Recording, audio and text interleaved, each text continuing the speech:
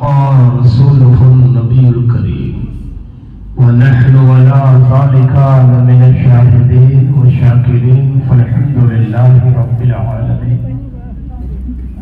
تمہارا ذکر میرا دین و ایمان یا رسول اللہ، تمہارا مصحف رخ میرا قرآن یا رسول اللہ. کسی کی جے بجے کیوں کر پکارے کیا غرض ہم کو، ہمیں کافی ہے سید اپنا نعرہ یا رسول اللہ.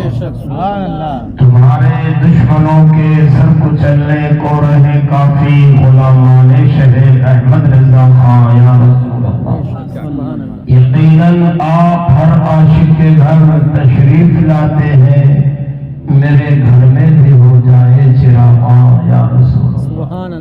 حضرات بارگاہ رسالت بآب احمد مختار جناب محمد صلی اللہ علیہ وسلم میں جھوم کر حدیث درود نشان فرمائے. اللهم صل على سيدنا محمد وبارك وسلم صلاة يا رسول الله صلى الله تعالى عليه وسلم صلی اللہ تعالی علیہ وسلم. تقریر تھوڑی موڑی آتی ہے، دلفگاہ کا استاد ہو. تقریر تو حضرت علامہ مولانا خطیب ذیشان نوجوان اچھی تقریر فرمائے، اور شورا اسلام میں بھی حفظ کے بارے میں بہت اچھی باتیں بتائی کہ کتنی فضیلت ہے، اور میں نے ایسی آیت تلاوت کی ہے کہ اس کی ضرورت کتنی ہے. سبحان اللہ. فضیلت کتنی ہے تو علماء نے بتا دیا بہت اچھے انداز میں. حضرت علامہ شہادت حسین صاحب نے بیان فرمایا، اللہ ان کی زبان میں برکت عطا فرمائے. عمر میں، علم میں، قسم میں، کمائی میں، سارے علماء میں بالخصوص ان کے عمر میں برکت. آمین. دو چیز پہلے تو سن لو، ہم سب سنی مسلمان، خاص طور پر اسٹیج پر موجود شورائے اسلام اور ناظرین جلسہ سے گزارش ہے کہ رافضیت بہت خطرناک چیز ہے، لیکن رافضیت کو اتنی ہوا نہ دی جائے کہ سنیت ٹوٹ جائے. ہم منبر پاک پر جب کھڑے ہوتے ہیں تو خطبہ پڑھتے ہیں والصلاۃ علی محمد سید الانام. اللہ کی حمد کے بعد صلاۃ و درود ہو جو مخلوق کے سردار ہیں. کون ہے؟ آقا نامدار جناب محمد صلی اللہ محمد سید الانام وعلی آلہ، اور ان کی اولاد پر، وصحابہ، اور ان کے صحابہ پر، خصوصاً علی افضل البشر بعد الانبیاء بالتحقیق. خاص طور پر درود نازل ہو انبیاء کے بعد جو مخلوق میں سب سے افضل ہے، الحمدللہ صدیق اکبر. سبحان اللہ. بولو نبی کی تصدیق سب سے پہلے صدیق نے کی، معراج کی تصدیق سب سے پہلے صدیق نے کی، اور جنت میں سب سے پہلے جو جائے گا مردوں میں وہ صدیق اکبر. سبحان اللہ. سبحان اللہ. یہ شاعروں یا تو یہی نعرہ خالی رکھو، اناؤنسروں، نعرے تکبیر، نعرے رسالت، مسلک اعلی حضرت، اس میں سب شامل ہو گئے. بے شک بے شک الحمدللہ. اور وہ نعرہ نہ رکھو کہ وہاں سے بولو خالی علی علی.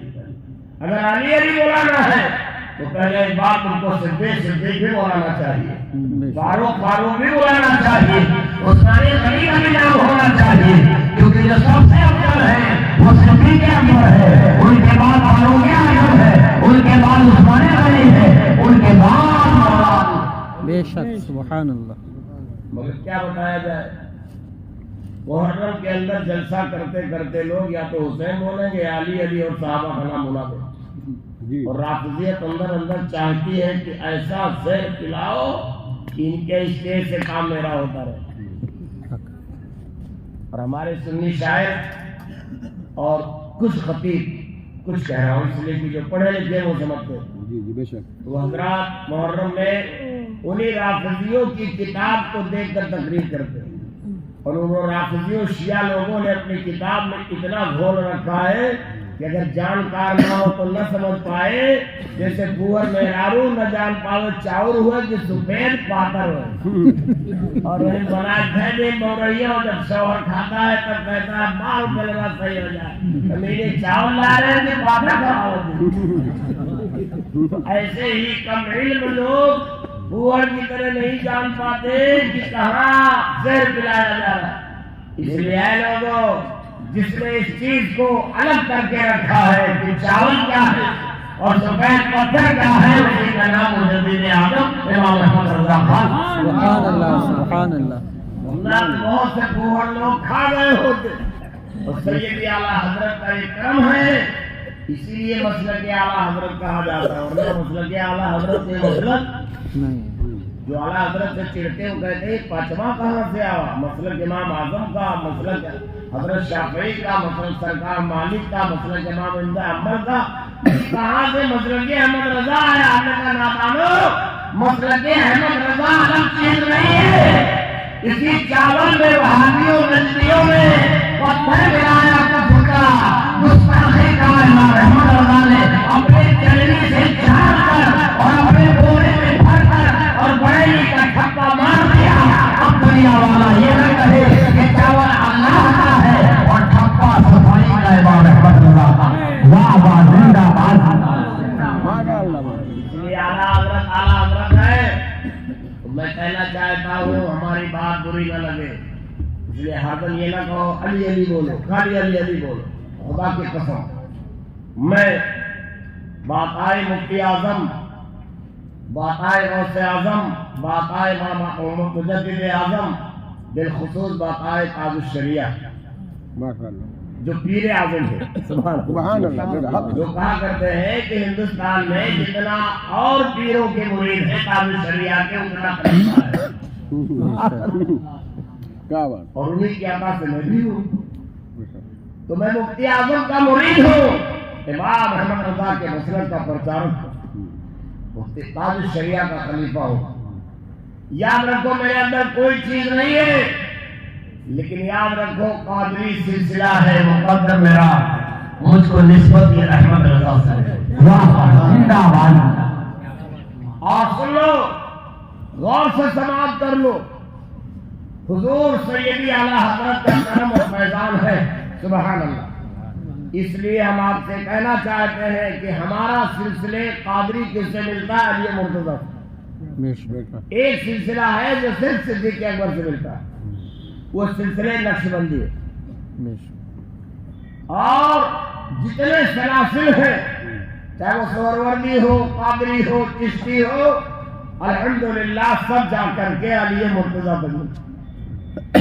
تو ہمارے نیکیوں اور تسلسل جو سلسلے کا ہے وہ نبی رحمت سے پہلے علی مرتضیٰ ہی کے بعد میں، پہلے کہہ دیا ہم نے، یعنی پہلے ادھر سے جوڑنے کے اعتبار سے پہلے، جیسے ہم لوگ پڑھتے ہیں نا کہ یا الہی رحم فرما مصطفیٰ کے واسطے، حضور کا نام مصطفیٰ ہے، رحم فرما مصطفیٰ کے واسطے، پڑھتے کہ نہیں پڑھتے؟ اور پھر کیا پڑھتے ہیں؟ یا رسول اللہ کرم کیجیے، یا رسول اللہ کرم کیجیے خدا کے واسطے، مشکلیں حل کر شہے مشکل کشا کے واسطے۔ ہمارے شجرے میں لکھا ہے کہ علی مرتضیٰ سے ہی میرا شجرے قادری ہے، جو نبی کا فیضان ہم تک ملا ہے وہ اس واسطے سے ملا ہے، اس میں کوئی شبہ نہیں۔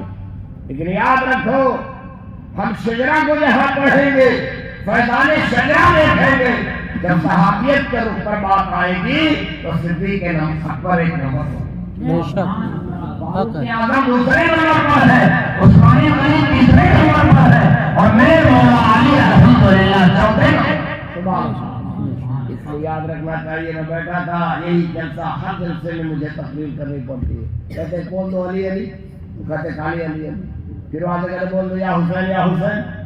اللہ اللہ، ارے بھائی یہ شیعہ لوگوں کا جلسہ نہیں ہے، ایک بار بولو، دو بار بولو، اور اگر مصرع لکھنا ہے، کچھ مرتبت لکھنا ہے تو خدا را ایک کلام صدیق اکبر پہ لکھ دو، ایک کلام فاروق اعظم پہ لکھ دو، ایک شعر ایک عثمان غنی پہ لکھ دو، پھر اس کے بعد حضرت مولا علی کو 1000 لکھو، مگر ایسا نہ ہو کہ پورا داستان کے داستان لگے کہ معاذ اللہ جلسہ رمزیوں کا ہو رہا، نہیں، ہم اہل سنت الحمدللہ۔ اور یاد رکھو منبر پر پڑھا جاتا ہے اسی ترتیب کے ساتھ، خلافت الحمدللہ فضیلت کے ساتھ مرتب ہے صحابہ کے دور سے، تابعین کے دور سے، تابعین کے دور سے، اس لیے یاد رکھنا چاہیے، اسے نہ بھولا جائے، اور نعرہ مختصر لگاؤ اور یہی لگاؤ، اور یہ نہ ثابت کرو کہ جلسے میں صرف ہم علی کو مانتے ہیں اور ان کو نہیں مانتے۔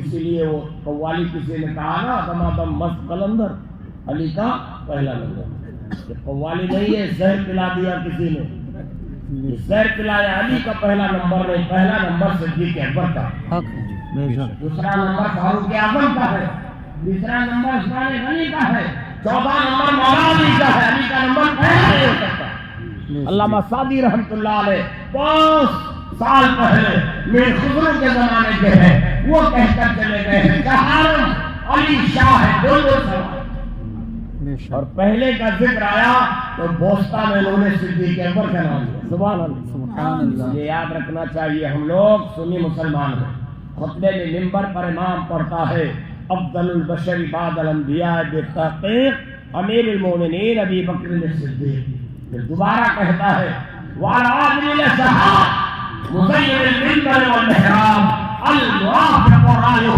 بالوحی والکتاب امیر المومنین وابن الخطاب۔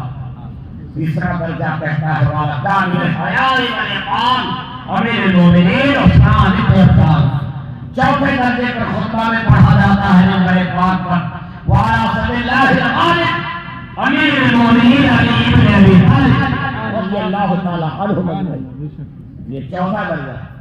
تو آپ حضرات، ہم یقین کہتے ہیں کہ فیضان نبی جو ہمیں ملتا ہے سلسلے کے واسطے سے، وہ بواسطے دروازے علی کے ملتا ہے، اس میں کوئی شبہ نہیں، لیکن خلافت و فضیلت کے باب میں حضرت سیدنا علی کا درجہ چوتھے نمبر پر، سبحان اللہ۔ اس لیے علی علی ضرور کہو، لیکن یاد رکھو آپ حضرات میرے صدیق کو نہ بھول جاؤ، عثمان کو نہ بھول جاؤ۔ سب کا اتفاق ہے، عام لوگوں کی صحابیت کا منکر گمراہ ہے، لیکن صدیق اکبر کی صحابیت کا منکر کافر، کیونکہ اللہ تعالیٰ نے ان کو صاحب فرمایا ہے اذ ہما فی الغار، ثانی اثنین اذ ہما فی الغار، تو وہاں صحاب کا ذکر آیا قرآن۔ حضرت جا رہے تھے مگر میں حضرت کو جانے نہیں دیا، بیٹھا یہ بھوکے ہیں، آپ کی دعا سے میں بھوکا، ابھی کھایا نہیں، بغیر کھائے بوڑھا چلائے گا۔ رضا کے نام کی بات، احمد رضا کی بات، الحمدللہ۔ اگر میں نہ بولوں گا تو کون بولے گا؟ جی جی بے شک، اس لیے آپ علماء ناراض نہ حق ہے حضور آپ کے بولنے کا۔ تو آؤ ناراض مت ہو جانا، میں 1000 گنہگار ہوں، لیکن اتنا یاد رکھو مسلک میں سودا نہیں، سب لے جاؤ حضرت کے سچے وارث، مگر اعلیٰ حضرت کو ہم سے مت سنو، مسلک رضا کا مت سنو۔ بہت قربانیاں ہیں آپ کی حضور، پلایا ہے، وہ بے پلایا شک بے ہے، شک حق ہے اس اگر میں۔ میرا احمد رضا نہ ہوتے اعلیٰ حضرت، یاد رکھو سنیو کہ تم درود و سلام پڑھ رہے ہو شاید بند ہو گیا ہو، اس لیے قیامت تک امام احمد رضا کی بارگاہ میں یہ شعر کہا جائے گا کہ ڈال دی قلب میں عظمت مصطفیٰ سیدی اعلیٰ حضرت، واہ واہ نعرے تکبیر، نعرے رسالت، مسلک اعلیٰ حضرت خلیفہ حضور تاج شریعہ۔ اس لیے میں اپنے حافظ ملت کی بارگاہ میں بھی نظر پیش کر دوں، جہاں 7 سال پڑھا 27 سال پڑھایا، کیا جس نے پیدا کیے کتنے لالوں کو حافظ دی ملت، سبحان اللہ سبحان میرے اللہ۔ پیارے یہ بات تمہیدی تھی جو میں نے کہا کہ آپ حضرات نعرہ یہی مختصر لگائے، نعرے تکبیر، نعرے رسالت، مسلک اعلیٰ حضرت، علماء اہل سنت آتی ہے، سمجھ گئے؟ بے شک اور اگر لگانا ہے اوروں کا تو ہم روک نہیں رہے ہیں، دوبارہ نعرہ صدیق اکبر کا بھی ہونا، بے شک فاروق اعظم کا بھی ہونا چاہیے، عثمان غنی کا ہونا چاہیے، پھر میرے آقا مولا علی کا بھی ہونا چاہیے، سبحان اللہ، کیونکہ وہ میرے الحمدللہ سبحان اللہ میرے سلسلے کو پہنچایا نبی تک، الحمدللہ ولی مرتضی، سبحان اللہ۔ سبحان اللہ۔ صورت ایسی پیش کر دیتے ہو آپ، مولا سب لوگ کہتے ہیں من کنت مولا فعلی مولا۔ ابھی ایک صاحب جلدی تقریر کر رہے تھے، مولا کا ترجمہ الٹا کر دیا۔ مولا کا معنی آقا، کیا کہے؟ میں جس کا آقا ہوں علی بھی اس کا آقا ہے۔ یہاں مولا معنی آقا نہیں ہے حدیث شریف میں، میں جس کا پیارا اور دلارا محبوب ہوں علی بھی اس کا دلارا اور محبوب۔ سبحان اللہ سبحان اللہ۔ صحیح ہے، میرے نبی غیب داں تھے، وہ جانتے تھے کہ میرے دنیا سے جانے کے بعد فتنے خوارج اور فتنے اعتزال اور فتنے معتزلہ کے ساتھ ساتھ فتنے رافضیت ہوگی۔ رافضی وہ ہے جو حدوں سے مولا علی کی شان میں بڑھ کر معاذ اللہ وہ کہہ دیا جو ان کی شان کے لائق نہیں تھا، اور خارجی وہ ہے جو علی کا دشمن ہو کر کے کافر ہو گیا اور ان کا منافق ہو کر کے بے ایمان ہو گیا۔ نبی جانتے تھے کہ میرے وصال کے بعد جب علی کا دور آئے گا تو دو جماعت پیدا ہوگی، ایک حدوں کو پار کر کے رافضی ہوگی اور ایک عناد میں خارجی ہوگی۔ اس لیے میرے آقا نے فرمایا تھا حجۃ الوداع میں موقع پر، اور کیا فرمایا تھا؟ من کنت مولا فعلی مولا۔ آئے لوگوں رافضیوں خارجیوں کی طرح مت ہو جانا، جس طرح تم اپنے نبی کو پیارا دلارا محبوب رکھتے ہو، اپنے ایمان کی سلامتی چاہتے ہو، تو جب زمانہ کو آئے گا خوارج اور روافض کا، تو سب خبردار علی کے حکم اناد نہ کرنا بلکہ پیار دینا۔ آقا نے فرما دیا من کنت مولا، میں جس کا پیارا محبوب ہوں علی بھی اس کا محبوب۔ رافضیوں نے اس حدیث کو گڑھ لیا اپنے لیے، معلوم ہوتا لکڑی ہے حدیث، چاہے جس کے اپنے ہر پھار میں جیسے لگاؤ سے گڑھ لو۔ انہوں نے کہا کہ اس کا مطلب یہ ہے کہ میں جس کا نبی ہوں، اب میرے بعد معاذ اللہ کوئی خلیفہ نہ ہوگا، بلا فصل خلیفہ علی ہے۔ یہ حدیث شریف میں کہا لکھا ہے۔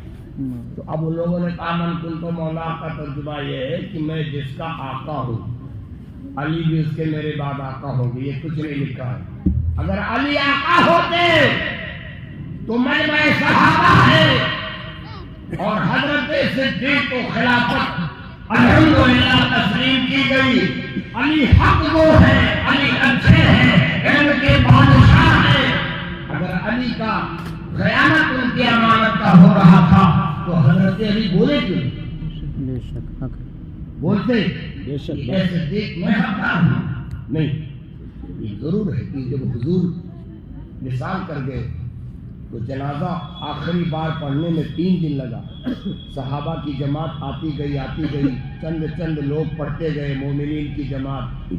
اور جب حضرت صدیق تیسرے دن خلافت میں متعین ہوئے تو آپ نے والی امت کے اعتبار سے آخری جنازہ پڑھا۔ سبحان اللہ۔ جنازے کے کچھ دیر بعد جب سرکار کا مدینہ شریف ہوا اور آقا آرام فرما ہو گئے اپنے ذریعہ مبارک میں، تو ایک دن حضرت علی ملے، اس سے صدیق اکبر۔ سنو غور سے، سبحان اللہ سبحان اللہ۔ اور سنو یہ بھی کہ رافضی تمہیں مل کر کے ٹک مارتے رہتے ہیں اور کہتے ہیں شیعہ لوگ کہ صدیق زبردستی بن گئے۔ معاذ اللہ، صدیق زبردستی نہیں بن سکتے کیونکہ وہ بہت متواضع تھے۔ بے شک۔ آپ کے دور خلافت میں، بیٹھو سنو، آپ کے دور خلافت میں ایک دن کسی مومن نے کہا اے صدیق تم بہت اچھے ہو، تو حضرت صدیق اکبر فرماتے میری تعریف مت کرو، مجھے تعریف پسند نہیں ہے، اللہ تعالیٰ مجھے کسی مومن کی داڑھی یا سینے کے بال کے برابر کر دے۔ اللہ اکبر اللہ۔ فرمایا کسی مومن کی داڑھی کے بال یا سینے کے بال کے برابر کر دے کافی ہے۔ سنو، اگر ابو بکر قرآن و سنت کے مطابق کام کرے تو عمل کرتے رہنا، اور اگر خلاف کر دے تو میرا پیچھے مت پڑنا۔ اللہ عبداللہ نصب کر لیا۔ اور یہ رافضی شیعہ کہتے ہیں خلافت تو صرف علی کی تھی، حضور کے بعد خالی یہی تھے، کہ نادان ہو نہیں سکتا ہے۔ چلو پہنچ پہ سرکار صدیق اکبر سے ملاقات خلافت متعین ہونے کے بعد حضرت علی کی ہوئی. تو حضرت علی کی خیریت پوچھی صدیق اکبر نے. تو حضرت صدیق نے کہا خیریت اچھے. تو آپ نے فرمایا ہمیں آپ سے ایک شکایت. کہا وہ کیا ہے؟ کہا حضور کے وصال کے بعد جب سقیفہ بنو ساعدہ میں میٹنگ ہو رہی تھی انصار و مہاجرین کی، تو اے صدیق اکبر آپ نے مجھے کیوں نہیں بلایا؟ کیا فرمایا؟ مجھے کیوں نہیں بلایا؟ تو میرے صدیق اکبر نے فرمایا اے علی تمہیں معلوم نہیں ہے امت خطرہ تھا کہ لڑ نہ جائے، تلواریں نہ اٹھ جائیں، گردنیں نہ سوت نہیں جائیں. دیکھو اچھے اچھے عاشق بھی اس دن عجب تھے. یہ عمر ہے جو تلوار لے کر کے اور اعلان کر رہے تھے جس نے کہہ دیا کہ نبی کا انتقال ہو اس کی گردن قتل کر دو. سرکار صدیق کی ذات بھی جو جا کر کے منائے کیا بول رہے ہو. حضرت فاروق اعظم اللہ اللہ عشق میں ایسے تھے تلوار نکالے تھے. جو کہے گا محمد رسول اللہ کا انتقال ہوا گردن قتل کر دوں گا. صحابہ دوڑے گئے کہا صدیق اکبر سے آپ کے علاوہ کوئی نہیں ہے جو عمر کا جلال ٹھنڈا کر دے. اس لیے گئے سمجھائے تو حضرت سرکار علی مرتضیٰ نے فرمایا کہ ہمیں آپ سے شکایت. کہا فرمائیے. کہا بنو سقیفہ بنو ساعدہ کے اندر جب اس کٹیا کے اندر جھوپڑی میں حضور مشورہ خلافت ہو رہا تھا تو آپ نے مجھے یاد نہیں فرمایا. تو حضرت صدیق نے ارشاد فرمایا اے علی ضرور بلاتا مگر امت اس اختلاف میں مبتلا تھی اور مہاجرین و انصار کی جماعت آگے پیچھے تھی کہ خلیفہ کون بنے گا. مہاجروں میں سے یا انصاروں میں سے یا فلاں قبیلے کا لڑ رہے تھے لوگ. لوگوں نے مجھے بلایا اور بیٹھایا اور مجھ کو میرے سر پر یہ ذمہ داری رکھ دی. اے علی میں ضرور تمہیں بلاتا لیکن معاملہ امت کا تھا، اختلاف کا تھا. حضرت علی مرتضیٰ فوراً ہاتھ بڑھائے اور آپ نے بیعت فرمائی. فرمائے صدیق ہم سے بیعت لینے میں آپ سے اور آپ کے خلافت تسلیم کرنے میں دیری ہوئی. ہمیں یہ شکایت تھی اس لیے آپ نے میرے دل کے شبہے کو زائل فرما دیا اور میں آپ کے ہاتھوں میں بیعت کر کے آپ کی خلافت کو تسلیم کرتا ہوں. اگر یقیناً صرف علی حقدار ہوتے تو قسم خدا کی علی مرتضیٰ جیسا جابان شیر الحمدللہ حق کے خلاف کبھی ہاتھ دے ہی نہیں سکتا. جب بیٹا نہ دیا وہ باپ کی دے، جب بیٹا نہ دیا تو باپ کی دے دیتا. پتہ چلا کہ حضرت علی کا بیعت کرنا صدیق اکبر کی خلافت کا تسلیم کرنا یہی حق ہے. سبحان اللہ. نے کہہ دیا نہیں خلیفہ بلا فصل ہے. ہم یہ کہنا چاہتے میرے لالو جب ممبروں پر سنتے ہو تو اسی ترتیب کو ملحوظ رکھو اور اپنی مجلسوں میں یا تو نعرہ ہی نہ لگاؤ، اگر لگاؤ تو چاروں کا لگاؤ.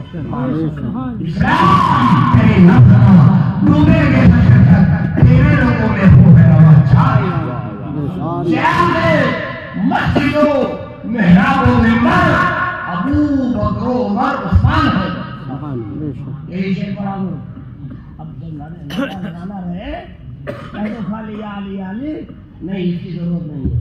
تو نذرانہ پیش کرو اناؤنسر صاحب کہو چراغ مسجدوں محرابوں میں مر ابو بکر و عمر عثمان.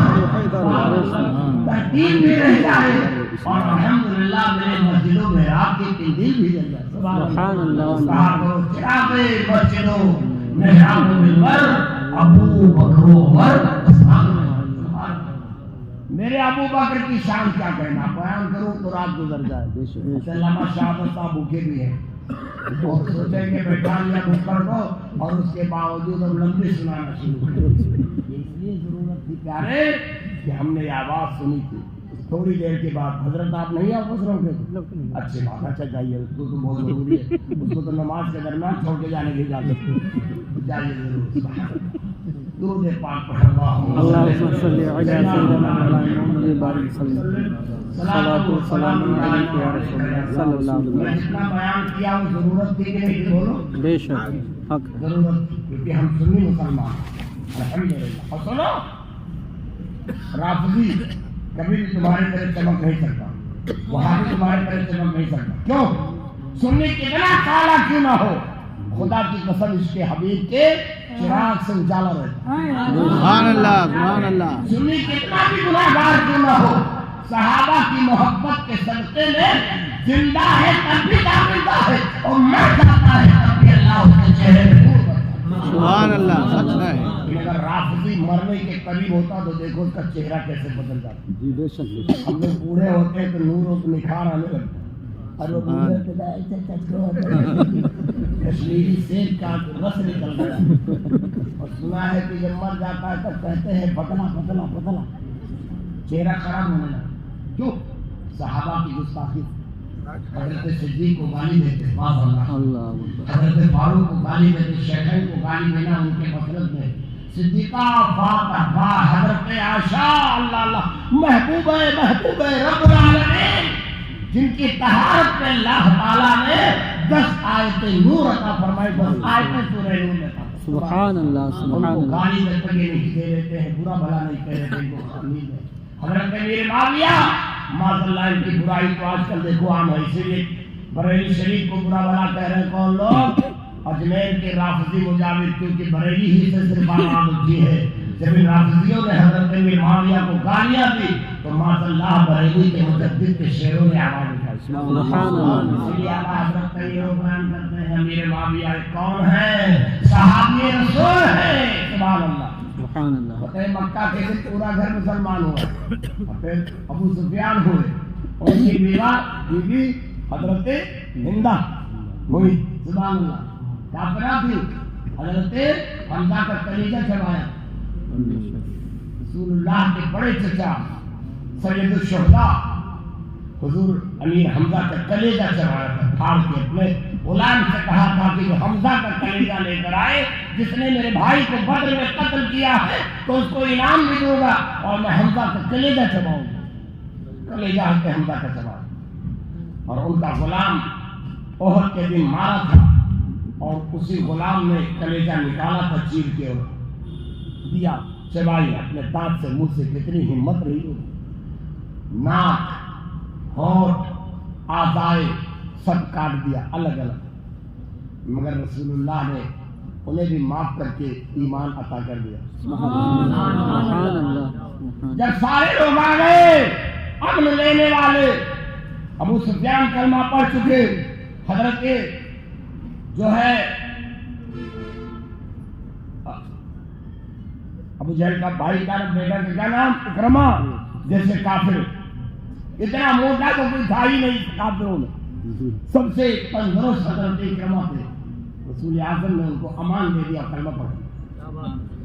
آپ کہہ رہی تھی کہ جاؤں کیسے؟ حضور کو بہت تکلیف ہوئی ہے، کیونکہ صورت نازل ہوئی تھی جب حضرت حمزہ کا سب کاٹا گیا، سینہ پھاڑا گیا، کلیجہ نکالا گیا، حمزہ نے چبایا تو میرے آقا نے فرمایا تھا میں بدلہ لے کے رہوں گا. اللہ تعالیٰ نے فرمایا وَاصْبِرْ وَمَا صَبْرُكَ إِلَّا بِاللَّهِ، اے حبیب تم بدلہ نہ لو. اور میرے آقا نے فرمایا تھا میں اس سے زیادہ سختی کے ساتھ انتقام لوں گا اپنے چچا کے قاتل کا. تو اللہ تعالیٰ نے فرمایا وَإِنْ عَاقَبْتُمْ فَعَاقِبُوا بِمِثْلِ مَا عُوقِبْتُمْ بِهِ، اے حبیب اگر انتقام لینا چاہتے ہو تو اتنے لینا جتنا ہم سے کیا ہے، حد کو پار نہ کرنا. اور اگر صبر کر لو گے تو تمہارے لیے بڑا اجر ہوگا. سبحان اللہ سبحان اللہ. وَاصْبِرْ وَمَا صَبْرُكَ إِلَّا بِاللَّهِ، اور حبیب تم صبر کرو وَاحْتَسِبْ عَلَيْهِمْ. اور یہ جو شہداء شہید کیے گئے ہیں احد میں، ان پہ غم نہ کھاؤ، اس کا اجر میں تمہیں دوں گا. یہی قاتلان اور یہ تمہارے دشمن احد کے دن کلمہ پڑھ کے کیا نام ہے فتح مکہ کے دن اتنا ڈھیر ہو جائیں گے کہ تمہارے صبر کا اجر مومنین کی تعداد کی صورت میں ہوگی. سبحان اللہ سبحان اللہ. مکہ کے فتح کے دن ماشاءاللہ یہی سب لوگ تھے جو آتنک مچائے تھے مکے میں. یہ کے بعد دیگرے آتے اور کہتے یا رسول اللہ امان چاہتا ہوں. تو میرے آقا فرماتے تھے جو حرم میں آ جائے امان ہے، ماری نہیں جائے گی گردن. جو دار ارقم میں آئے امان ہے. اللہ اللہ حضرت ہندہ بھی آئی جو رسول اللہ کے چچا کا احد میں کلیجہ چبائی تھی. میرے آقا سے فرماتی ہے میرا گھر معاویہ بھی کلمہ پڑھ لیا، میرے شوہر بھی کلمہ پڑھ لیا، یا رسول اللہ مجھے معاف کر دے. میرے آقا کو جب پتہ چلا تو فرمایا جاؤ امان ہے، مگر کہہ دو اس کو کلمہ تو پڑھاؤں گے کہ میرے سامنے جب آیا کرے تو اپنے چہرے کو رکھا کرے، دوبارہ میرے سامنے نہ آوے، اس لیے کہ ان کو دیکھ کر میرے چچا مظلوم کا وہ شہادت اور ان کا مصلح صورت یاد آ جائے۔ اللہ اکبر۔ میرے آقا نے معاف کر دیا اور کہا جاؤ کلمہ پڑھو۔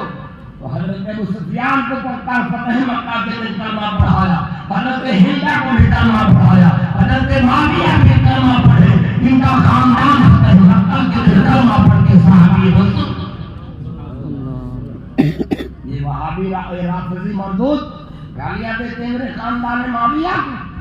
اگر حضرت معاویہ یا ابو سفیان یا حضرت ہندا لعنت کے لائق ہوتی تو رسول اللہ کبھی بھی ام حبیبہ سے شادی کر کے حضرت معاویہ کو اپنا سالہ نہ بناتے اور حضرت ہندا کو اپنی ساس نہ بناتے اور حضرت ابو سفیان کو اپنا سسر نہ بناتے۔ نبی نے فرمایا جب کفر کا تھپا مٹ گیا تو اسلام کے اندر روشنی روشنی ہے، اس لیے نبی نے کلمہ پڑھا کر سب صحابیت سے بھی نوازا اور حضرت ام حبیبہ سے شادی کر کے جو معاویہ کی بہن ہے الحمدللہ رشتے میں جوڑ لیا تاکہ دنیا جان جائے کہ نبی کے رشتے دار امام نبی معاویہ اور الحمدللہ نبی کے رشتے دار خاندان۔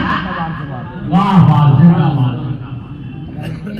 معاویہ ایسے ہوتے کہ نفرت کی جائے تو حضرت ام حبیبہ سے شادی رسول اللہ وہ ام المؤمنین سبحان اللہ۔ پتہ چلا یہ لوگ برا بلا کہتے ہیں صحابہ کو اور تم لوگ انہی کے بارے میں آپ کو ایسا نہ پیدا کرو کہ دور سے ظاہر ہو کہ مومنوں کا جلسہ نہیں ہے، سنیوں کا نہیں ہے، مخالفین کا ہے۔ نہیں میرے پیارو، سب کے رہو صحابہ کے، الحمدللہ شہدائی رہو۔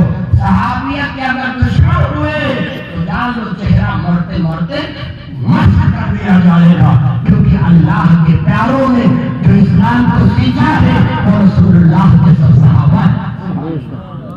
ان میں سب سے پیارے دلالے میرے صدیق پھر میرے فاروق ہے۔ اعلیٰ حضرت فرماتے ہیں سبحان اللہ، سیدہ شکر جس کے آدھا پہ وہ عمر جس کے آدھا پہ شہدا شکر، وہ عمر جن کے آدھا پہ شہدا شکر، شہدا شکر اس خدا دوست حضرت سبحان اللہ سبحان اللہ۔ اب درود پاک کو اپنے موضوع پہ آؤں۔ اللہم صلی علی سیدنا مولانا محمد وبارک وسلم علی رسول اللہ۔ سن لو یہ بھی مسئلہ سن لو، روز نہ ملوں گا کیونکہ ہم جانتے ہیں تقریر میں یہ باتیں اتنا ٹیسٹی نہیں ہوتی ہیں، جی جی بے شک، لیکن ایمان ٹیسٹی ہے کہ باتیں ٹیسٹی۔ سبحان اللہ۔ کبھی کہتے ہیں لوگ حق ان کا تھا، جھگڑا کر لی۔ بتائیے علی مرتضیٰ کو حضور نے اتنا درجہ دیا اور معاویہ نے صفین میں جھگڑا کر لیا۔ حضرت سیدنا سرکار عائشہ صدیقہ سے غزوہ جمل میں دونوں میں ہو گئی، اتنا تو جھگڑا معاویہ نے کیا، نہ جھگڑا علی مرتضیٰ نے کیا، نہ جھگڑا حضرت علی نے کیا، نہ جھگڑا اللہ سمجھ حضرت عائشہ نے کیا، بلکہ اس میں جو خارجی رافضی تھے اور استغفر اللہ منافق انہیں لوگ ڈھیلا اور کنکری اور تیر باہر کر کے شروع کر دیا۔ اور ہم لوگ سمجھ نہیں پاتے۔ سنو میں نے غور سے سن لو پھر تقریر سناؤں گا، چاہے رات ختم ہو جائے اور میں بڑھاپے کی طرف روا ہوں اور ہر سال نہیں ملوں گا۔ یہ تو حافظ شکیل ذاتی محبت سے پا گیا ہوں۔ عقیدہ سے ہوتا ہے تو عقیدہ بتاؤں گا بات ہے۔ کوئی کھٹمل آوے، کوئی مچھر آوے کاٹے تمہیں کہے یا تم لوگ کیسے سنی ہو، علی کے حق میں یہ آیت آئی ہے، فلاں کے حق میں یہ آیت آئی ہے، علی کے حق میں حدیث آئی ہے، اللہ فلاں کے حق میں یہ چیز آئی ہے، جو میرے علی سے لڑے گا وہ گویا مجھ سے لڑ رہا ہے، ساری چیزیں بتاتے ہیں۔ سنو اور سنو، صحیح ہے جو آقا فرما گئے سب صحیح ہے، لیکن یاد رکھو عقیدہ سن لو۔ عقیدہ میرا یہ ہے کہ انبیاء اور فرشتوں کے علاوہ کوئی معصوم نہیں۔ بے شک بے شک، جسے ہندوستان کی تاریخ میں حضرت سیدنا اورنگزیب عالمگیر کو برا بھلا کہا جاتا ہے، اور جو لوگ اورنگزیب کے دشمن و سب شیعہ ہیں، کیونکہ بادشاہت کے اعتبار سے جو بہترین کام کیا ہے وہ سیدنا اورنگزیب عالمگیر سبحان اللہ سبحان اللہ۔ رافضیوں کو بہت تکلیف ہوئی اس لیے کہتے ہیں دیکھو اورنگزیب اپنے باپ کو جیل بھجوا دیا، سرمد شہید کی کھال کھچوا لی، باپ کو جیل میں ہی رکھا۔ اورنگزیب کے باپ کا کیا نام تھا؟ بولے شاہجہاں بھائی، اورنگزیب کے باپ کا نام شاہجہاں ہے۔ شاہجہاں کو انہوں نے جب بڑھاپا آیا تو کچھ بول دیتے تھے، جیل میں ڈال دیا۔ سنو، اورنگزیب کی نیکیاں اعلیٰ حضرت کے پہلے جو سونے نہیں تمام جواہرات ہند سے توڑنے کے لائے ہیں وہ سرکار عالمگیر اب عقیدہ آپ کو معلوم ہو جائے تب نہیں بولو گے، نہ صحابی کے حق میں نہ عالم کے حق میں، کہ خطاؤں سے صرف پاک انبیاء ہے اور فرشتے، اس کے بعد سب سے چوک ہو سکتی، صحابہ سے بھی چوک ہو سکتی، عالمگیر سے بھی چوک ہو سکتی۔ تو جب یہ عقیدہ ہمارا ہے کہ گناہ سے صرف پاکیزہ انبیاء اور فرشتے ہیں تو خطاؤں اور چوک سب سے ہو سکتی ہے، لیکن چوک کی صورت الگ الگ۔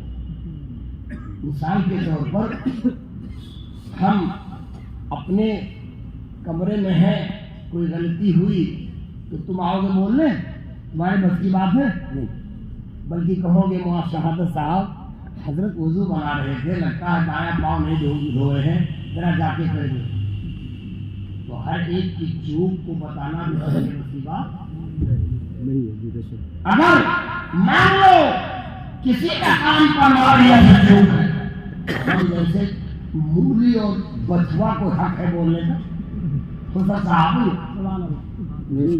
اور میرے آقا نے فرمایا میرے سارے صحابہ سچے ہیں اور سچ جنتی ہے۔ ہمیں کیا حق ہے کہ صحابہ کے بارے میں ٹپڑی کروں؟ مگر یہ رافضیوں کے پاس شیعہ لوگوں کے پاس جب بیٹھو گے نا تو یہ کھٹمل ہوتے ہیں، ان کو کھٹمل کہا جاتا ہے، چپ چپ کاٹتے رہتے، کہیں نیچے کہیں اوپر کاٹتے رہتے، کھجلاتے ہو۔ تو ایمان کے حق میں کھٹمل ہے، کاٹتے رہیں گے تو سکون سے سونے نہ دیں گے۔ اس لیے تم لوگ عقیدہ رکھو، حضرت اورنگزیب سے غلطی ہوئی مانتا ہوں، لیکن یاد رکھو اورنگزیب کوئی نبی نہیں تھے، تمہاری بات مان لیتا ہوں۔ تو اس لیے جو بزرگوں سے ہوئی چوک اس کو ہم، جو صحابہ سے ہوئی اس کو خطائے اجتہادی سے تعبیر کرتے ہیں۔ اس لیے نہ تو معاویہ رضی اللہ تعالیٰ عنہ کو تم برا کہہ سکتے ہو، نہ حضرت صدیقہ کو برا کہہ سکتے ہو، نہ اور صحابہ کو کہہ سکتے ہو، کیونکہ یہ رسول اللہ کے سب رشتے دار ہیں۔ سبحان اللہ۔ یہ معاویہ سگے سالے ہیں، عثمان حضرت ابو سفیان کلمہ پڑھے سسر ہوئے اور حضرت ہندا کو رسول اللہ نے کلمہ پڑھا کے ساس بنا دیا۔ سبحان اللہ۔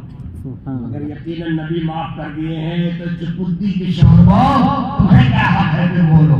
اس لیے وہ سب پاکیزہ ہیں، ہماری زبان اس لائق نہیں، اور اگر ان سے کچھ ہو جائے تو جان لو نہ صحابہ سب کے سب ملائک ہے اور نہ وہ نبی ہے۔ اگر چوک ہو جائے تو ہر چوک پر ہم جیسے چپردی کی شوربوں کو بولنے کا حق نہیں۔ زبان سنبھال کے رکھو۔ اب اللهم صل على سيدنا محمد وعلى آله يا رسول اللہ۔ زیادہ تو نہیں ہو گیا حافظ صاحب؟ جو یہ آیت پڑھا ہوں تو بیان کر دوں حافظ صاحب کی روشنی کہ سلام ہو جائے۔ آپ لوگ بیٹھو گے؟ جو آیت پڑھا تھا بھی بولا نہیں، وہ بول دیا جو مولانا لوگ منبر پہ بیٹھے خالی علی علی ہی کہہ رہے تھے، اور محرم آتا تو خالی حسین حسین حسین کا نعرہ لگاؤ، خدا کی قسم اگر نہیں لگاؤ گے تو جنت میں جانا مشکل ہے۔ کیوں؟ اس لیے میرے آقا نے فرمایا حسن حسین جنتی جوانوں کے سردار ہیں، اور اگر دروازے کھڑے ہو گئے جنت کے تو رہ جاؤ گے۔ لگاؤ نعرہ، لیکن میرے پیاروں ان کو نہ بھول جاؤ جو ان سے افضلیت میں ہے، صحابیت میں۔ کتنے کہنا ہے، یہ نہ سمجھ لینا کہ میں علی کا یا حضرت حسین کا باغی ہوں۔ اگر جو ہوا حضرت عمر رضی اللہ تعالیٰ عنہ کی بات ہے، بیان کروں گا رات ہو جائے گی۔ قرآن میں اللہ تعالیٰ نے ارشاد فرمایا فَقْرَؤُوا مَا تَيَسَّرَ مِنَ الْقُرْآنِ۔ نماز کے پرزے جو فرضیت کے ہیں قرآن کے پاروں میں الگ الگ بکھرے ہیں، ایک ساتھ نہیں ہے کہ جاؤ خریدو لے لو فلاں پڑھ لو. اللہ نے کہیں فرمایا کہ کیا فرمایا وذکر, کہیں فرمایا اللہ تبارک تعالیٰ نے کہ میرا ذکر کرو. کہیں اللہ تعالیٰ نے فرمایا فقرؤ ما تیسر من القرآن. کہ اللہ تبارک تعالیٰ نے فرمایا وارکعوا واسجدوا. کہ اللہ تعالیٰ نے فرمایا وقوموا للہ قانتین. ان آیتوں سے سجدہ رکوع ثابت ہے, قیام ثابت ہے.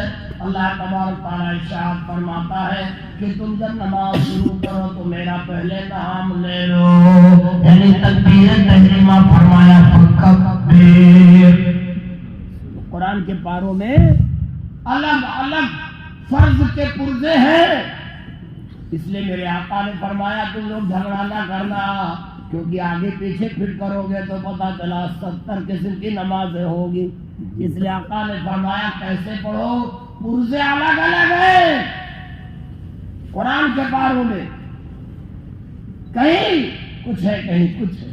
آقا نے اس لیے فرمایا کہ جو فرض ہے وہ میری ادا سے سیکھ لو. اس لیے فرمایا صلو کما رأیتمونی وصلی. سبحان اللہ. نماز ویسے مت پڑھو جیسے قرآن کے پاروں میں ہے, نماز ویسے پڑھ جیسے اپنے نبی کو پڑھتا دیکھیں. بے شک سبحان اللہ. اگر نبی تو پتہ چلا نماز فریضہ الہی ہے اور نماز ادائے مصطفیٰ. سبحان اللہ. نماز الگ سے تصور ہی نہیں آ سکتی ہے جب تک آقا کے اٹھنے بیٹھنے کو نہیں دیکھو گے. اس لیے نبی ہی روح صلاح ہے. سبحان اللہ. وہابی خبیث دیوبندی مار نماز کا جھولا لیے تمہیں پھنساتے ہیں اور تم لوگ ان کو دیکھ کر کہتے ہو ارے یار یہی لوگ تو بڑے اچھے ہیں, ایک دم جلیبی معلوم ہوتے ہیں, میٹھے میٹھے کم وقت. یہ تصویر اور مسلموں کا نہ جاؤ, یہ نبی ہے, فٹنگ کون کرے گا. اب تحیات پہلے ملی اور نبی نے پھر بعد میں کر دیا. یہ وہابی ہو. جب حج کرنے گیا ایک دو بندی نے کہا, میں نے پوچھا حضور جہاں پیدا ہوئے 1990 میں گیا تھا, کڑیل جوان تھا. اللہ تعالیٰ پھر ویسے جوانی عطا فرما مولا. تو عمرہ کرنے کے بعد گھومنے لگا, نہیں جانتا تھا پہلی بار, وہاں جانے کے بعد حرامی ان پڑھی ہو جاتا. اگرچہ کتاب پڑھتا پڑھاتا تھا. پہنچا کہ وہاں بھی ہو گیا خبیث مسجد جن تک ہم چلے گئے ڈھونڈتے, اور حالانکہ حضور کی جائے پیدائش صفا مروا کے بالکل سامنے.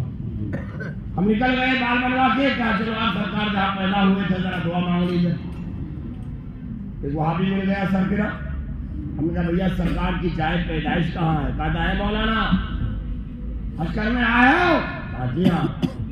پاکستانی وہابی تھا, بدبودار کتر, بڑا ہوگا تو اللہ تعالیٰ اس کی صورت کو گدھوں کے سے بہتر مس کر دے.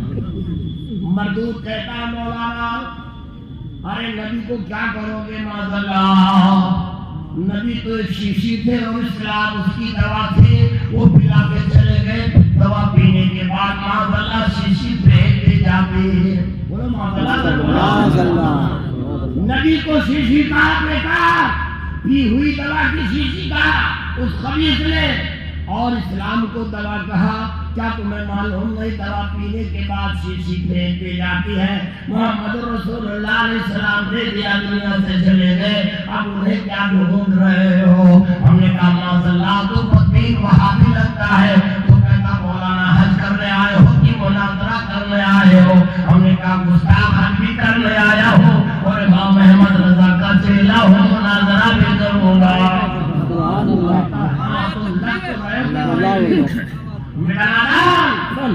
محمد کون ہے؟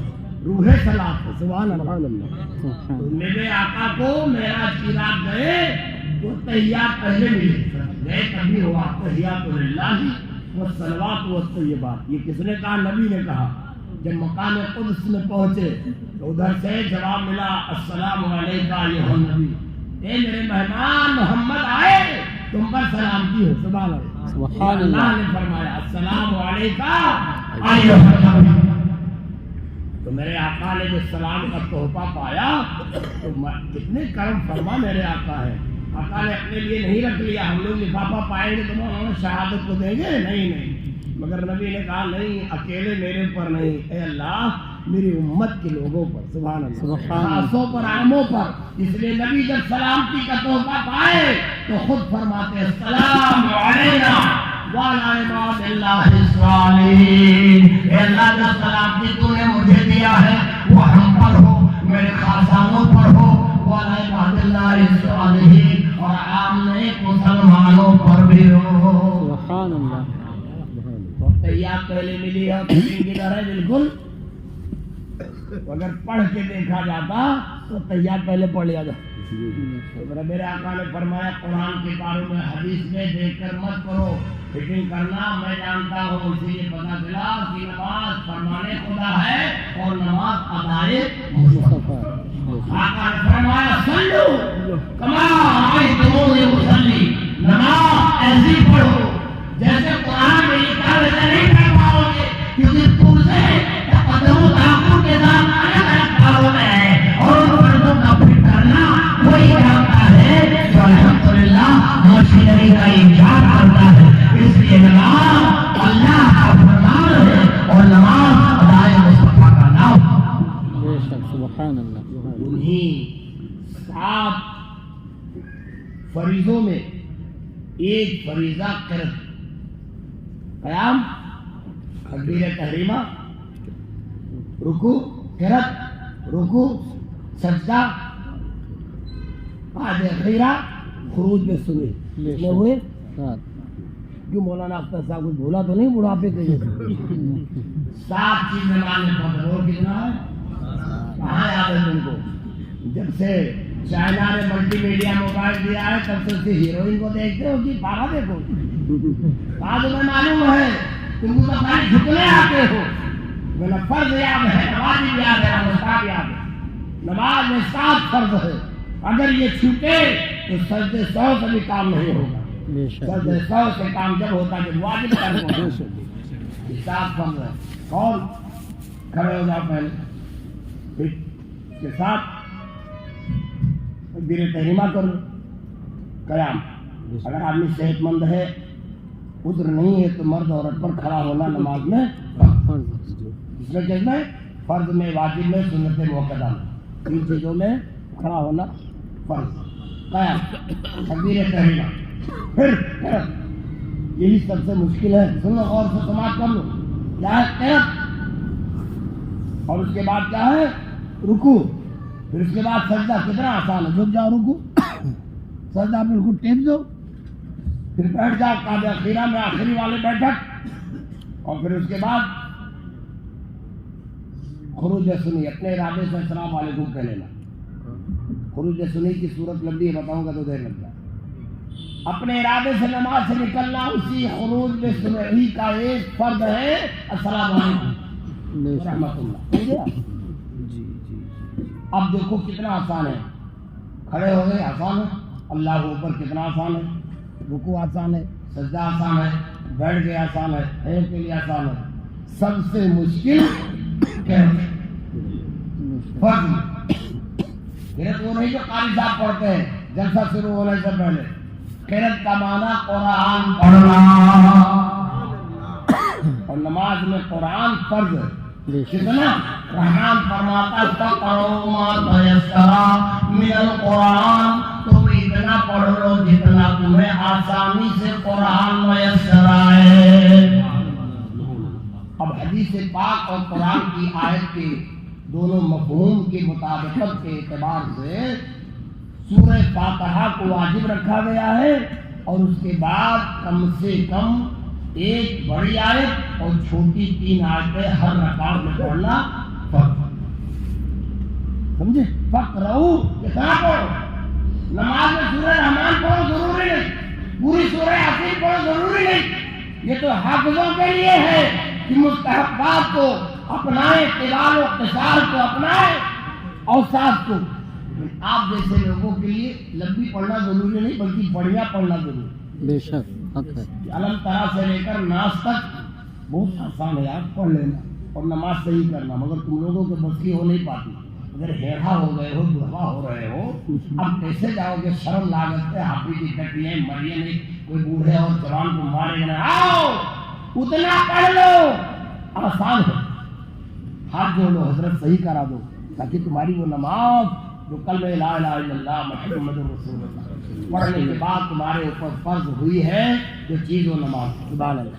और उस नमाज की फर्जियत में है कुरान की तिलावत, कितना पढ़ो, सूरह फातिहा पढ़ लो, सुनो, और ना आवे ज्यादा पढ़ना तो खाली इन्ना अतोला कुल अल्लाह पढ़ लो, उतना ना पढ़ पाओ तो सिर्फ कुल अल्लाह पढ़ लो, और आलिम से सीखते रहो, कम से कम 4 सूरतें सही पढ़ लो सूरह फातिहा के बाद, और वही बार बार दोहराओगे तुम्हारी नमाज हो जाएगी।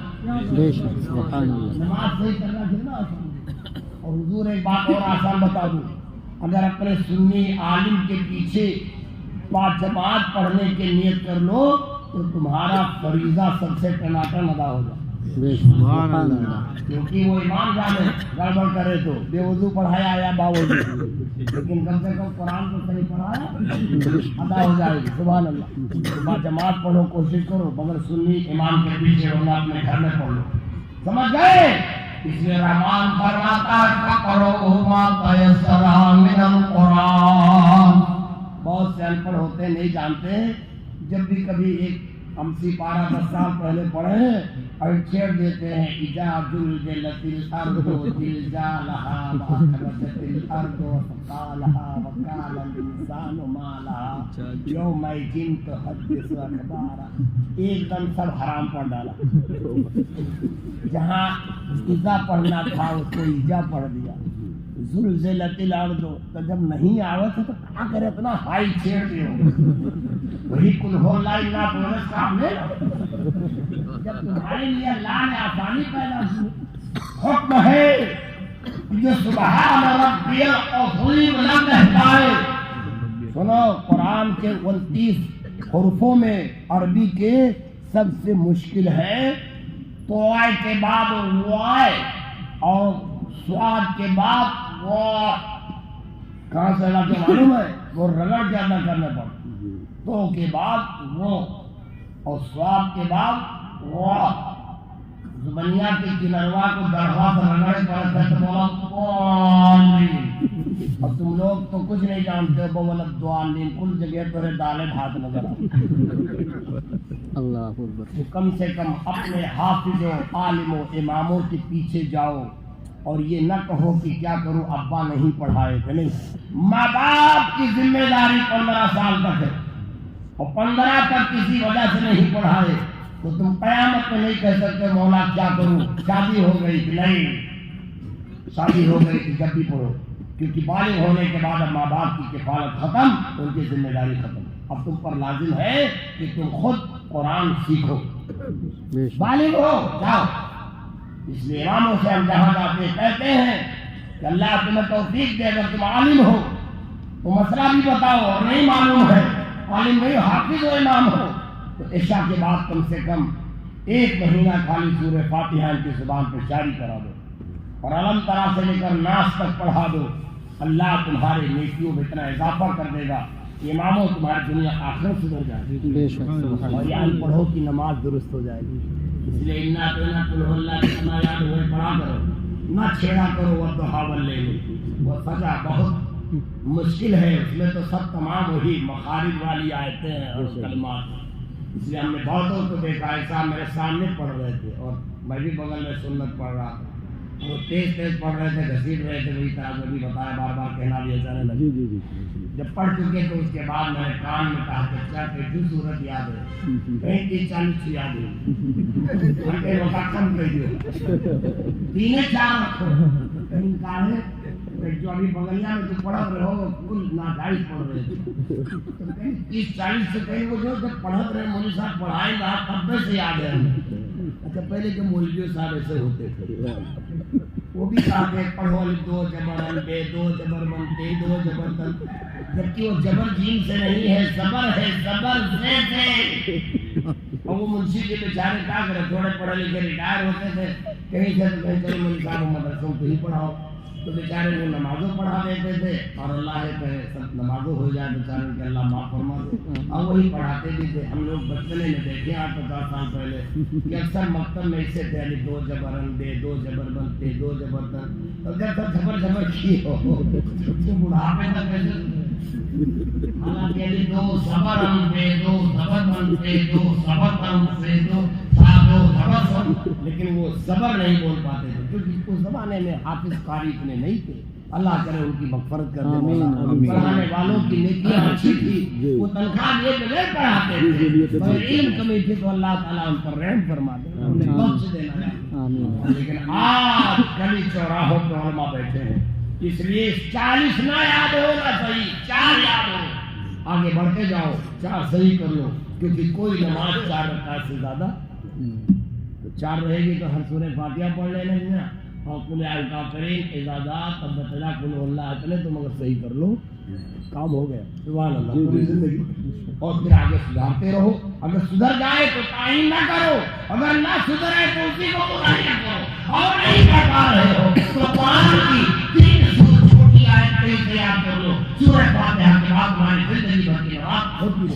سبحان اللہ، قرآن فرماتا ہے فَقْرَؤُوا مَا تَيَسَّرَ مِنَ الْقُرْآنِ، کیا سب سے مشکل، اس لیے الحمد کوئی نہیں پڑھتا، الحمد سب پر۔ حافظ جو ہوا ہے اس کی فضیلت میں بیان کر رہا ہوں، وہ ہے کہ اپنے بھی سدھارے گا اور امت کی نماز درست کرے۔ بے شک، سبحان اللہ۔ الحمدللہ رب العالمین۔ ایک جگہ چاہی مؤذن تھے، جا رہے تھے امام صاحب کہیں کسی کام سے، السلام علیکم پڑھا لیجیے گا ظہر اثر، کہ ٹھیک ہے، بنگالی تھے، ویسے قرآن کیسے پڑھتے تو اللہ جانا۔ کہا جا تو رہے ہو لیکن مغرب سے پہلے چلے آنا، اثر ظہر میں سوال کرنا۔ میں اتفاق سے وضو بنا رہا تھا، ہم نے کہا امام صاحب رحم فرمائیے امت کی نمازوں پر، یہ تو سنبھال دیں گے مگر قیامت میں اللہ تعالیٰ کو سنبھال دے گا۔ مغرب میں اس لیے بلا رہے ہیں کہ زور سے پڑھا جاتا، میرا دودھ پانی الگ ہو جائے گا، اور ظہر اثر میں تو لپیٹ دیں گے، چپے چپ پڑھا جاتا۔ مؤذن صاحب نہ حافظ تھے نہ عالم تھے، انہوں نے کہا امام صاحب مغرب کا ضرور آ جائیو، ظہر اثر میں تو سنبھال دیں۔ ہنسی آ گئی، ہم نے کہا امام صاحب بیٹھیے، اگر آپ ان کو سنبھالنے کے لیے دے کے جائیں گے تو قیامت میں آپ کا حال برا ہوگا۔ کیونکہ مؤذن ہے اذان دے لیتا مشکل سے، ورنہ قرآن صحیح میں اسی لیے تو ڈر رہا مغرب میں عشاء میں میرے بس کی بات نہیں ہے۔ انہوں نے کہا ایسے گزارش بنا کر جاننا حرام ہے جس کا قرآن درست۔ سنو، قرآن کا تیز پڑھنا آسان ہے اور سلو پڑھنا مشکل۔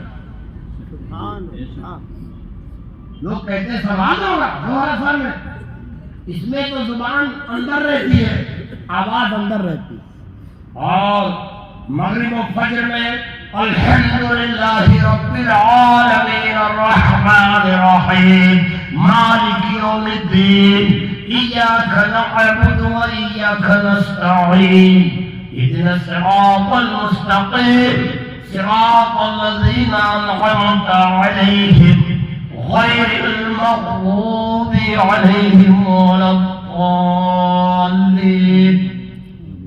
آسان ہوا، اور اگر ظہر پڑھا رہا ہوں الحمد کو نہیں چلے گا چھوٹی ہی سے، تو ظہر پڑھنا آسان ہے، صرف پڑھنا مشکل ہے، بے شک، کیونکہ ممکن عمدہ سوالہ کیسے ہو۔ اب اس میں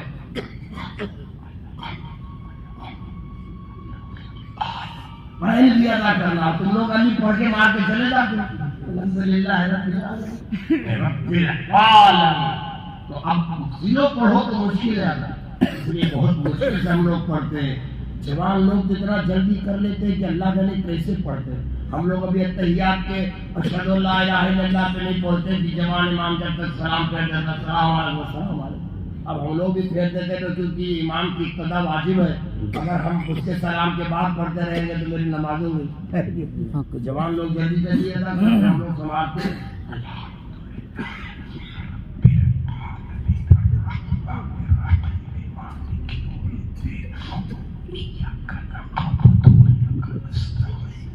اور مؤذن صاحب کہہ رہے تھے سنبھال دوں گا، اور یہاں سنبھال کے پڑھ رہا ہوں جب بھی نہیں ادا ہو. اللہ ان کا دامن پکڑو، حافظوں کا، عالموں کا، اور ان سے ہاتھ جوڑو، کیونکہ ماں باپ مر گئے، تمہارے ماں باپ بوڑھے ہو گئے، مدرسے نہیں تھے، حافظ نہیں تھے، قاری نہیں تھے، لیکن آج تو موجود. سبحان اللہ. بے شک. ان سے کہو اللہ کے لیے سورہ فاتحہ پڑھا دو، اور 4 سورتیں چھوٹی کہیں سے قرآن سے ترتیب اور مقدار کے اعتبار سے بتا دو، تاکہ تقدیم و تاخیر اور اتباع کی قلت و کثرت کی وجہ سے قراءت نہ آئے. اور انہیں 4 سورت ضرور یاد کرا دو. اور موقع اگر قوم دے تو اماموں مسجد میں عشاء کے بعد تم بیٹھو اور انہیں علم طرح سے لے کر ناس تک صحیح سنا دو، اور ان کے مخالف تم صحیح کرا دو گے تو خدا کے قسم اس سے بہتر امت میں امام کا کوئی احسان نہیں ہو سکتا. بے شک حق. رحمان فرماتا فقرؤ، اسی آیت سے قرآن پڑھنا نماز میں فرض ہے. اللہ فرماتا فقرؤ ما تیسر من القرآن، اتنا پڑھو نماز میں. پوری بڑی بڑی صورتیں جن کو یاد نہیں پڑھنے کی ضرورت نہیں ہے کہ اس میں لبر جبر کرتے رہو، بلکہ اتنا پڑھو جو تمہیں آسانی سے میسر. اور یہ آسانی کا مراد کیا ہے؟ یعنی تمہارے ادا اور مخارج درست ہو. اس لیے میرے لالو، بوڑھے بزرگوں، نہیں ہے تو اپنی بیوی سے پوچھ لو، وہ پڑھیے، نہیں تو بہو پڑھیے، اس سے پوچھ لو. اس لیے بچیوں کو عالمہ بنانا شروع کیا گیا ہے کہ شوہر کا مقصد جاہل ہو تو کم سے کم اپنی بیوی سے پڑھ لیں، اور وہ سے نہیں پڑھنا چاہے تو ہمارے شرم کے کہ ہمارے پوائنٹ نیچے ہو جائے. اتنا ڈرا رکھا ہے، پڑھ لے تو بھی آواز پوائنٹ کو ڈرتے ہو. اتنا شرم ہے کہ بیوی سے کیوں پوچھو؟ نہ پوچھو، عالم سے پوچھو، بیوی سے پوچھو، ماں سے پوچھو، بہن سے پوچھو. اگر تمہیں نہیں آتی ہے تو ہر اس کے آدمی سے پوچھ لو، جس سے تمہاری دین کی اصلاح ہو جائے اور جس سے تمہاری نماز. بے شک. سبحان اللہ. یہ پڑھو قرآن. اسی آیت قرآن کی روشنی میں نماز میں قرآن پڑھنا اسی آیت سے فرض ہے. فقرؤ، اتنا پڑھو. کتنا؟ محققین، محدثین و محققین و فقہا نے مقید فرما دیا، بڑی 1 آیت اور چھوٹی 3 آیت سورہ فاتحہ کے بعد. وہ واجب ہے، یہ فرض ہے. وہ ترتیب آپ کو بتاؤں گا تو آپ کو ضرورت نہیں واجب فرض بتانے میں. وہ یہ ہے کہ سورہ فاتحہ پڑھو، اس کے بعد چھوٹی صورتیں اچھے سے یاد کر لو، مخارج کے ساتھ یاد کرو. اس لیے حکم ہے کہ جس کو عظیم نہ آئے وہ رکوع میں سبحان ربی العظیم نہ کہہ پائے، عظیم کہے جیم سے تو غلط معنی ہے. اس لیے ایسا بندہ کہے سبحان ربی الکریم. سبحان ربی الکریم، سبحان ربی الاعلی. اور عظیم چیزوں کے بعد جو وہ ہے وہ مشکل ہے مخارج میں سے، اس سے بھی بڑی قرآن جو ہے وہ قرآن ہے. اور جو اس سے پہلے تو فقہا فرماتے ہیں، مسئلہ ہے فقہ کا کہ جو سبحان ربی العظیم نہ کہہ پائے وہ کہے سبحان ربی الکریم.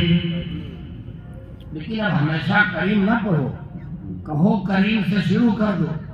اور عظیم کے لیے اپنے امام، اپنے حافظ و قاری سے دوستی چاہیے. مگر یہ علماء سے دوستی کون کرے گا؟ پھر رمضان میں رسید لے کر آئیں گے، تباہی مچائیں گے، جیب کاٹیں گے. نہیں بابا، نہیں. بھینس سے آدمی دوستی کیے گا، دور آتا. میں نے دیکھا اس کی بیوی مچھر ڈال رہی ہے، اس کا لڑکا گہرا دھواں کر رہا ہے، ایک لڑکا اس کو سنگوٹی کھلا رہا ہے اور اپنا وہ دودھ دو رہا ہے. ہم نے کہا بھائی یہ تمہارے پیر صاحب ہے کیا؟ بھینس بھائی. کہا نہ پیر ہے نہ استاد ہے. تم نے اتنی خدمت تو تم اپنے ماں باپ کی بھی نہیں کی ہوگی جتنا بھینس کی کر رہے ہو. کوئی سنگوٹی کھلا رہے ہو، کوئی دھواں کر رہے ہو، کوئی مچھر ہانک رہے ہو، اور وہ لے کر دودھاری بیٹھے. تو انہوں نے کہا نہیں صاحب، اس لیے کتنی خدمت کر رہا ہوں کہ 2 لیٹر دے دیتی ہیں، گھر پر ہم لوگ چائے پینے کو ناشتے کا ہو جاتا. ہم نے کہا میرا دان، اگر بھینس کی وجہ سے ناشتے اور ہنڈی کی عزت بچ جائے تو گھر پر بیٹھ کر کے اس کا پاؤں کھجلاتے ہو. اگر تمہاری نماز کی آبرو بچ جائے تو اپنے عالم کا پیر دبانے لگا. سبحان اللہ. آ جاؤ خدمت کر لو. دنیا کے لیے ہنڈی آپ کی صحیح رہے، چائے ناشتہ بہتر رہے، تو آپ حضرات کتنے کام کرتے ہو، کام بھینس کو چارہ دیتے ہو، خدمت کرتے ہو، دھواں کرتے ہو، مچھر نہ کاٹے، دودھ کا دیتے وقت پاؤں نہ اٹھا دے، کہیں سر نہ گر جائے، اتنی خدمت۔ ہم نے کہا سنو، اگر جانور کے لیے یہ ناز برداری چاپلوسی کر سکتے ہو، ان عالموں کی ناز برداری کرنا پڑا۔